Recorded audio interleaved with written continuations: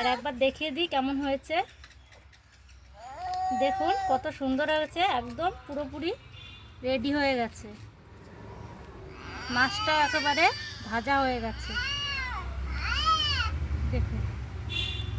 তো বন্ধুরা, তোমাদের দাদাভাই বাজার থেকে সমুদ্রের বড় বড় সাইজের আমোদি মাছ নিয়ে এসছে। আর এই আমোদি মাছটা কচুর পাতায় মুড়িয়ে আগুনে ছেঁকে পাতলি বানিয়ে তোমাদেরকে দেখাবো। তো সম্পূর্ণ ভিডিওটা দেখতে থাকো আর আমার সাথে থাকো, আশা করি খুবই ভালো লাগবে। তো চলো মাছগুলো কেটে নেব। তো বন্ধুরা, মাছগুলো কেটে ধুয়ে নিয়ে এসেছি আর এখানে নিয়ে চলে এসেছি কচুর পাতায়। আজকে এই কচুর পাতায় আগুনে পুড়িয়ে পাতুরি হবে। তাই এখানে সর্ষে আর জিরে বেটে নিয়েছি আর রসুন। আর এখানে দিয়ে দেবো পরিমাণ মতো নুন দিয়ে দেবো, আর দিয়ে দেবো হলুদ, আর দিয়ে দেবো লঙ্কার গুঁড়ি, আর দিয়ে দেবো কাঁচা সরষের তেল দিয়ে ভালো করে মাখিয়ে নেব মশলা দিয়ে।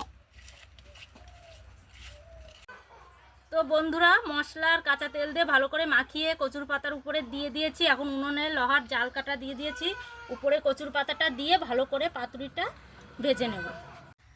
তো দেখুন বন্ধুরা, একবার দেখিয়ে দিই আগুনে পুড়িয়ে কচুর পাতার আমোদি মাছের পাতুরিটা কেমন হয়েছে। একদম তৈরি হয়ে গেছে, রেডি হয়ে গেছে। এখন নামিয়ে নেব। আর একবার দেখিয়ে দিই কেমন হয়েছে। দেখুন কত সুন্দর হয়েছে, একদম পুরোপুরি রেডি হয়ে গেছে। মাছটা একেবারে ভাজা হয়ে গেছে দেখুন কত সুন্দর লাগছে। তো বন্ধুরা, ভিডিওটা ভালো লাগলে যারা ইউটিউব থেকে দেখছে আমাকে সাবস্ক্রাইব করবে, আর যারা ফেসবুক থেকে দেখছো লাইক কমেন্ট শেয়ার করে দেবে। টাটা, দেখা হবে পরের ভিডিও।